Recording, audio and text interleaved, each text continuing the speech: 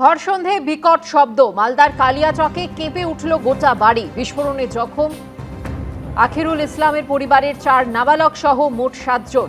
কথা বলে নেব আমাদের প্রতিনিধি সমুক লাহিড়ীর সঙ্গে। সমুক, কিভাবে ঘটল এই বিস্ফোরণ?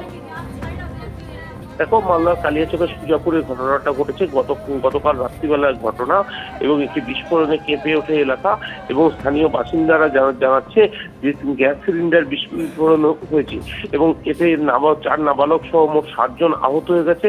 আহতদেরকে স্থানীয় হাসপাতালে নিয়ে যাওয়া হয়। প্রথমে তাদের চিকিৎসা চলছে। গোটা বিষয়টি কি হয়েছে গোটা খতিয়ে দেখছে কালিয়াচক থানার পুলিশ। সুপর্ণা, ধন্যবাদ সমক।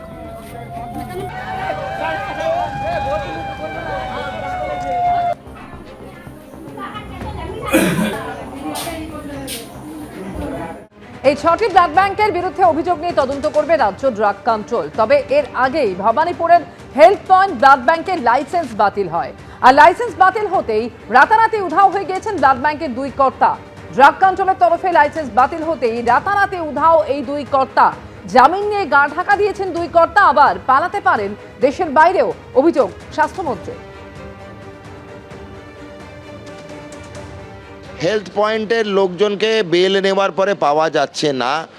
এবার স্বদেশ কি বিদেশ সেটা পুলিশকে জিজ্ঞেস করলে ভালো বলতে পারবে। যেটুকু ভাষা খবর পাচ্ছি সেটার পুষ্টিকরণ করতে পারবো না, কিন্তু মনে হচ্ছে তারা দেশের বাইরে। এই ৬টি ব্লাড ব্যাংকের বিরুদ্ধে অভিযোগ দায়েরের বিষয়ে কি বলছেন স্বাস্থ্যমন্ত্রী শারদ মুখোপাধ্যায়, শুনব। আমাদের প্রায় ৭০ থেকে ৮০টি বেসরকারি ব্লাড ব্যাংক আছে পশ্চিমবঙ্গে। তার মধ্যে আমরা ১১ জনকে শনাক্ত করেছি, যাদেরকে আমাদের আপাত দৃষ্টিতে মনে হয়েছে যে কোনো রকম বেনিয়মের একটা চান্স আছে। প্রত্যেকটাতেই রেড হয়েছে। একজনকে আমরা দোষী সাব্যস্ত করেছি, বাকিদের অল্প বিস্তর কাগজের তফাৎ, পরিসংখ্যানের তফাৎ দেখতে পেয়েছি। স্বাস্থ্য দপ্তর কিন্তু কড়া পদক্ষেপ নেবে। এখনও বলছি, নিয়মের আওতায়, নিয়মের পরিধিতে, নিয়মের বলায় আসুন, নিয়ম মেনে চলুন।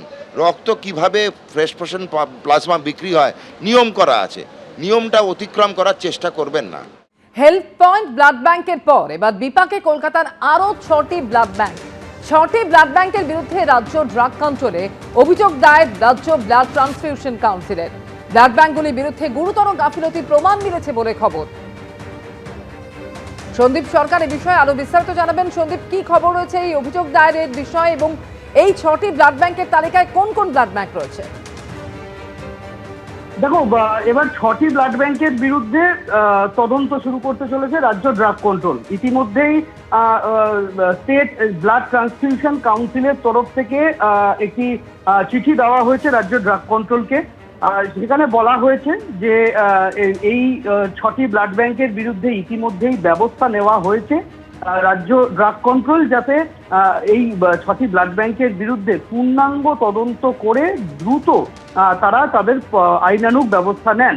এই ৬টি ব্লাড ব্যাংক সেগুলি হলো সোনারপুরের ইস্পাত ব্লাড ব্যাংক, রয়েছে লাইফ কেয়ার ব্লাড সেন্টার যেটা সিআইটি রোডে এন্টালিতে, রয়েছে দেশপ্রিয় পার্কের যোধপুর পার্কের অশোক ব্লাড সেন্টার, রয়েছে আলিপুরের কোঠারি ব্লাড সেন্টার, বেলেঘাটার ওম ব্লাড সেন্টার এবং হাজরার পিপলস ব্লাড সেন্টার। এই ৬টি ব্লাড ব্যাংকের বিরুদ্ধে ড্রাগ কন্ট্রোলে অভিযোগ জমা করা হয়েছে এসবিটিসির তরফে এবং এই ৬টি ব্লাড ব্যাংকে অভিযান চালিয়ে লাইসেন্স সংক্রান্ত বিষয়ে আইন অনুযায়ী পদক্ষেপ করুক ড্রাগ কন্ট্রোল, এমনটাই সুপারিশ করা হয়েছে এসবিটিসির তরফে। আমরা জানি ইতিমধ্যেই রাজ্য ড্রাগ কন্ট্রোল যেহেতু তাদের দেওয়া লাইসেন্সের ভিত্তিতেই একটা ব্লাড ব্যাংক চলতে পারে, তাই লাইসেন্সিং অথরিটি সর্বোচ্চ সংস্থা হচ্ছে রাজ্য ড্রাগ কন্ট্রোল। এর আগে রাজ্য ড্রাগ কন্ট্রোল লাইসেন্স বাতিল করেছিল হেলথ পয়েন্ট ব্লাড ব্যাংকের। এবার আরো ৬টি ব্লাড ব্যাংকের লাইসেন্স কিন্তু এই মুহূর্তে স্ক্যানারের তলায় চলে এলো। সঙ্গে থাকা সন্দীপ। রাজ্য ড্রাগ কন্ট্রোলের রাডারে কলকাতার ৬টি ব্লাড ব্যাংক, একের পর এক অভিযোগ জমা পড়েছে এই ব্লাড ব্যাংকগুলির বিরুদ্ধে। কথা বলবো আমাদের প্রতিনিধি সন্দীপ সরকারের সঙ্গে। সন্দীপ, ঠিক কি কি অভিযোগ? দেখো, ৬টি ব্লাড ব্যাংকের প্রত্যেকটি ব্লাড ব্যাংকে কি কি ধরনের বেনিয়ম হয়েছে তার একেবারে বিস্তারিত খতিয়ান পেশ করা হয়েছে এসবিটিসির তরফে ড্রাগ কন্ট্রোলকে দেওয়া চিঠিতে। সেখানে যে অভিযোগগুলি সামনে এসেছে তা হলো এক এক ব্লাড ব্যাংক এক এক রকমের বেনিয়ম করেছেন।